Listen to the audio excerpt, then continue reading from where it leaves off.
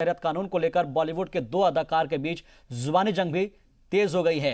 हम बात कर रहे हैं अदाकार अनुपम खेर और नसीरुद्दीन शाह की।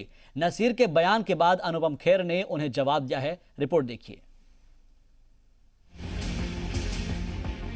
अदाकार अनुपम खेर ने नसीरुद्दीन शाह पर तंज किया है। नसीरुद्दीन शाह ने अनुपम खेर को जोकर कहा था, जिसके जवाब में अनुपम खेर ने ट्वीट किया और इसके साथ ही एक वीडियो भी पोस्ट किया है। वीडियो में अनुपम खेर ने कहा कि कुछ मंशियात के इस्तेमाल से नसीरुद्दीन शाह सही गलत भूल चुके हैं। अनुपम खेर ने वीडियो में कहा कि वो कलाकार के तौर पर नसीरुद्दीन शाह की इज्जत करते हैं और करते रहेंगे, लेकिन कभी कभी कुछ बातों का सीधा जवाब देना बहुत जरूरी होता है। अगर आप दिलीप कुमार साहब को, अमिताभ बच्चन साहब को, राजेश खन्ना साहब को, शाहरुख खान को, विराट कोहली को क्रिटिसाइज कर सकते हैं, बरसों से आप जिन पदार्थों का सेवन करते हैं उनकी वजह से क्या सही है और क्या गलत है, आपको इसका अंतर ही नहीं पता लगता।